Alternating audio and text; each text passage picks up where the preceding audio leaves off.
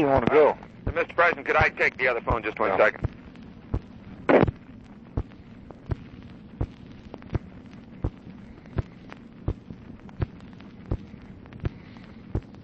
Sorry, Mr. President. Person in the office.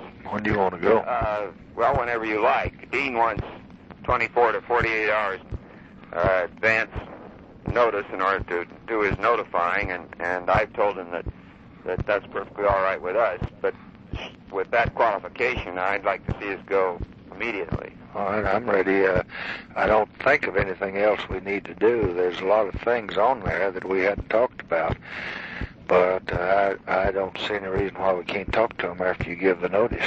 Because some of it is to who's going to brief out there, like Westmoreland, and some of it's how he's going to get his messages out and stuff like that. He can go and do that. Y'all had to leave there. I'd like to call Dean and establish a time with him, and I would suggest that he may want 48 hours, and if he does, that would mean... let's don't do it on Sunday. Let's do it this week. That's right. Well, this would mean Friday night our time, which would be Saturday morning their time. This is Wednesday night, and the daylight starts out there, say 7 o'clock our night. What time? We haven't got a damn human, but the Canadian we won't not. Well, let's try to do it in 24 hours notice, which would be tomorrow night our time. And if you don't want to do it on Sunday, we'll put a positive prohibition in about Sunday. That's what I try to do. All right. And what I think I would do is just let you give him as near a time as you think your people can, because he doesn't want to give these people any more advance. Because I understand Australia's no problem. They're gonna be all right. Sure. But the British and the Canadians are, and I don't want either one of them to know it any. I'd just like for them to know it as soon as it hits the ground. Mr. President, here's what I'd do. I would send an operational order out then tonight, within a few hours, authorizing Sharp and Westmoreland to send this strike off anytime after, in effect, 7 p.m. tomorrow night our time, excluding their Sunday. And then have Dean send his notices out, cable out tonight, and they would be in the hands of the parties tomorrow morning, and they've still got 12 hours notice. Well, aren't you afraid they'll leak it during that time? Well, he wants to do it that way, and I don't, it doesn't bother me particularly. I don't know why, well, I guess so. I don't know why he doesn't just have a... Well, I don't know about how y'all do this ahead of time. I hate like hell to give boys' lives up to a bunch of damn Canadians. I just don't... I would say I don't...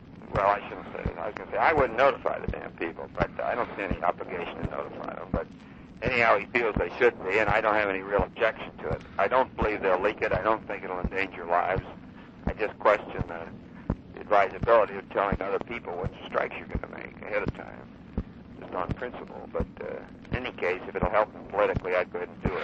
Yes, but suppose we don't know what connection some of these liberals got. Suppose suppose they communicate with the NOAA, and the NOAA's there waiting for you, and I guess it will be anyway, but you have no surprise, and they knocked 40 planes down instead of 10. Aren't you going to feel terrible because you notified them? Mr. President, I honestly don't think it makes that much difference militarily. Now, I know public relations-wise it would. If it leaked and you were charged with having irresponsibly notified others in such a way as to make it leak, it would be just as bad as though you had lost lives. But I honestly don't believe that militarily you're going to affect it one way or the other. Do you have what is your evaluation of Goldberg today? Well, you see, I had to leave before he talked, but I talked to Buzz Wheeler just a few minutes ago, and Buzz told me that Arthur said exactly what I had reported to Buzz. Arthur said the other day. So in that case, my evaluation is that he will remain a good soldier and take your orders. However, just before you came in, he was saying something about he was dusting off his shingle. I have to go up and talk to the New York Times Friday noon with Joe Fowler, and I thought I might possibly, after lunch, hunt up Arthur and talk to him and see if I could calm him down a bit.